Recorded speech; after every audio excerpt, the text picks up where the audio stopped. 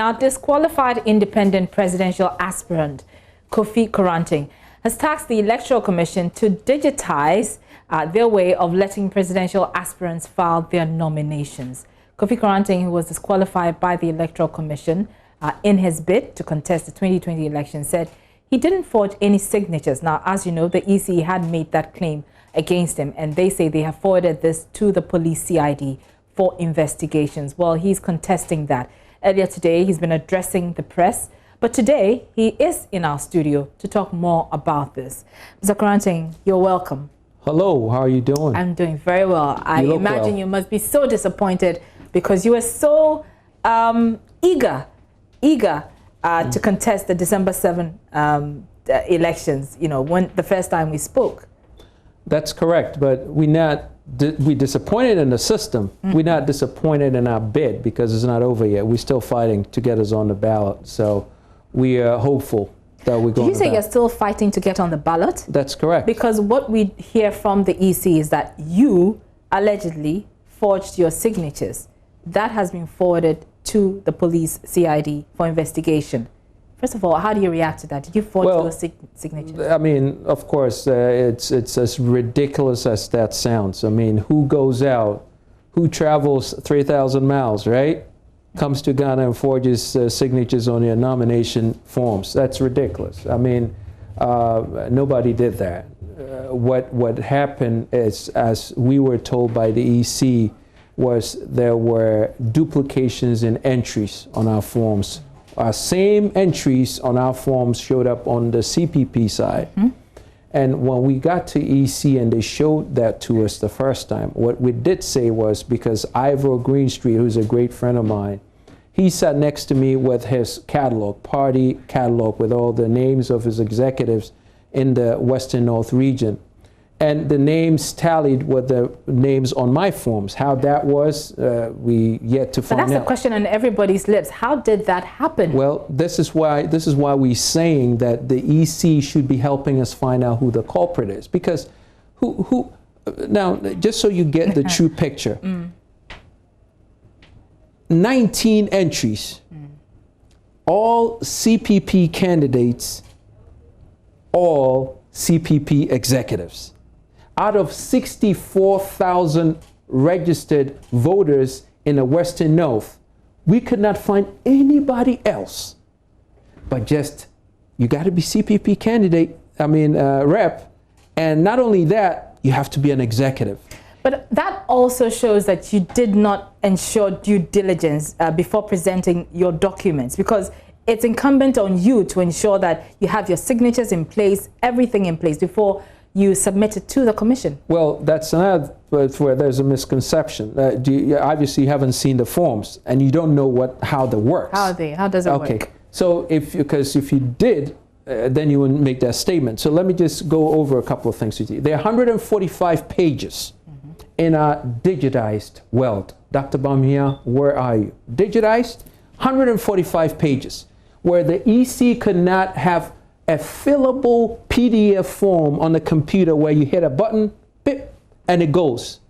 You have to fill 145 pages and then make 3 extra copies. So you have 4 copies. No wonder all our trees are disappearing, right? All that paper. So now listen to this. And they almost follow you with a scalpel to make sure that you don't cross a T, you don't dot an I, hey, you're disqualified. What kind of process is that?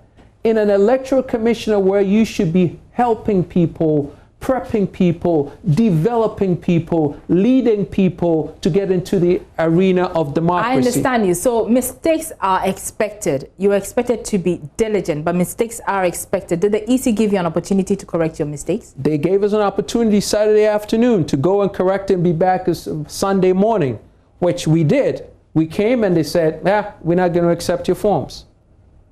So you've been disqualified and your matter has been taken up by the police CID. Have you been invited to the police CID for interrogation? Not yet. I'm waiting for it.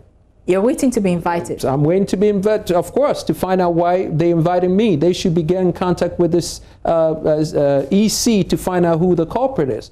Obviously, listen, you cannot name one presidential candidate who goes out to all the 267 districts to get signatures done. And just to correct your point, are you familiar with the 1422s? Nope. Okay, the 1422 is the code that you send. It's the EC portal. Yes. You put in 1422 and your ID number, voter ID number, and it spits out everything about you, right? Right. To that end, we verified all the forms. So everything on our forms were verified 4 times before it ended up with EC, and everything came out correct. Now the big question is who gives their ID card?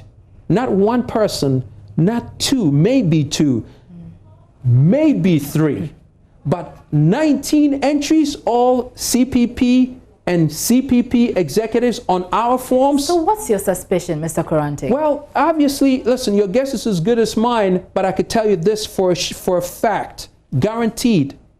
We didn't do that. So who did it? Well, that's what we are saying, that the powers that be, the EC, should be aligning with us, working with us to find out who did it so they could prosecute them. I see. You see, but this is what blows my mind, that the EC is so quick to disqualify us on something. They are criminalizing us. We are the victims. Something like this has happened to us where, hey, they should be coming together to help us fix this thing so we could get back on the ballot. Oh, they're quick to get out of here. Okay, let's talk about the problem which has brought us to this moment. The fact that the EC is accusing you or your party or whoever is following you of manipulating the process by forging signatures. And as it is, what we are told is that you forged signatures of CPP members. Isn't that the case? Well, they say that the form, well, yeah, allegedly. Go ahead, allegedly. Okay, so you said the EC gave you the opportunity to correct the mistakes on Saturday. Correct. And submit the forms on Sunday. Correct. Did you do that? Absolutely. And so how come you were disqualified again? That would be a question you need to ask Ms. Mensah and her commissioners. So are you telling me that you corrected the anomalies by removing the CPP names and putting names of people who endorsed you? We got with our reps, and that very night we got a car to come around to the city with new entries. And we got the signatures and we submitted it the next morning at EC. But Dr. Serbour says, no, incidentally, should you know, this is the same Dr. Serbour who made an excuse after EC made 84,000 duplicated entries on the EC registration forms. They came and spoke to the Ghanaian people and asked for forgiveness. We were going to fix this. September 23rd, you remember? You remember. So what happens?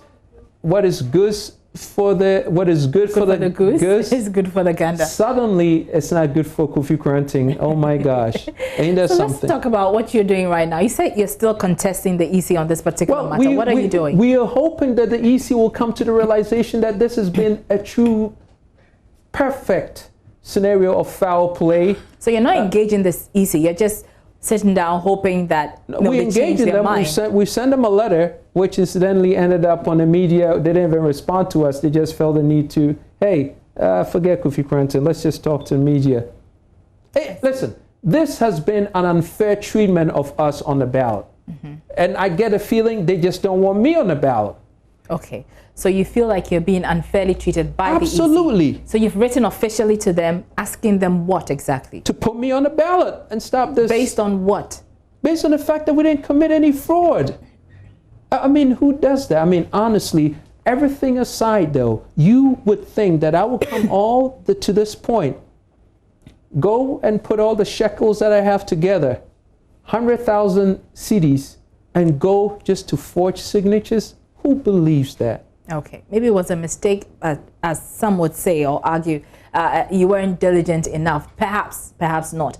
But I'm still curious to understand what you're seeking the EC to do, to overturn its decision, because we've been told by the commission that they are preparing the ballots. And as far as they're concerned, they have 12 candidates on the ballot. Well, you're looking at the 13th one. How is that going to? Hey, what is that? I just going to conjure that? I think we're just going to conjure that. No, we're not. But listen, listen. I think, you see, this is what it's beautiful about a democracy. If you have honestly mistreated someone, dispositioned someone for an error you have made in judgment, this is an excessive abuse of discretionary power. Disqualify me because it's something we did not do. We don't even know how it happened. That 19 entries on our forms would be the same exact entries on the CPP forms. Doesn't that blow your mind? Who does that? If I were dumb enough to make a mistake like that, will I pick the same people on the CPP forms on my form? You know you have to investigate this. And for Electoral Commission that talks about democracy and talks about how things ought to be done right, what we are saying is they need to go further. They should not just say, oh, we're going to get Kofi Koranteng to speak with CID. No, this is something they need to correct because there is a possibility it could happen again. All right. Now, be that as it may, we're somewhat 39 days away from the elections. That's correct. Are you very, very, very convinced that your name will be on the ballot? I am, and it should be. Why are you so convinced? I mean, what's the because basis we've for done nothing wrong. Don't you understand? But the EC has not responded to your... So is it... Okay, so first of all, I think the doubt is in your mind. Oh, yeah, the doubt is in but you say you have officially written to the EC on this matter. You're not contesting them in court. You're not taking them up anywhere else. We're giving them a chance to correct, and if that doesn't happen, then, of course, counsel will step in. But I think this is so... So you're considering legal action if the EC does not... Well, at some point, obviously, because of the fact that this is so blatantly wrong on their side to disqualify us, that it's just so obvious we wouldn't even think the EC would even think twice about putting us on a ballot. This is not one person made an error and this is 19 entries, all of the same party and all executive members who happen to be on their sheets on our entries. There is something is up. Okay, all right. So you're waiting to hear from the EC on your particular concern. Okay, so as I said, 39 days to the election, we're not seeing you on the ground. I mean, your colleagues are crisscrossing the country trying to win the hearts and minds of Ghanaians. We don't see anything. Aren't you running out of time? Aren't you concerned at all? When you say we're not seeing anything, it's almost in terms of campaigning, in terms of selling your message. What is your message to the people? I can't even tell if you ask me today. Okay, so maybe we're not your favorite candidate, but if everybody who is following us knows that, listen, we talk about the new vision for Ghana. We want to change Ghana. We want Ghana to work again. We want our unemployed youth to get jobs from manufacturing, from factories. We want law and order to work. We don't want foreigners just coming into our country in droves and disrespecting our people, our land, and everything we stand for. They've taken over this land. And one of the big things I stand for is for us to be able to seize back this country and put it in order. They're selling this country away, and you know that. We don't have a national development plan. Until we have that, this jokers of manifesto, the paper they call manifesto, it's not going to work. Okay? Manifestos is not what we build for. We build for a national development plan. We need a long-term vision, 20, 30, 50-year plan for Ghana. And we need people who have a science-based, data-driven, human-centered consciousness to leadership. Till we get that done, Ghana is not going to go anywhere. And you know that. That's why we still have the filth that we have around the country. All right. Okay. We'll have to wrap it up here. Thank you so much. Independent presidential aspirant who was disqualified by the EC says he's not giving up. Kofi Koranteng there. Thank you so much again, Thanks. Thanks Mr. for having us. Koranteng.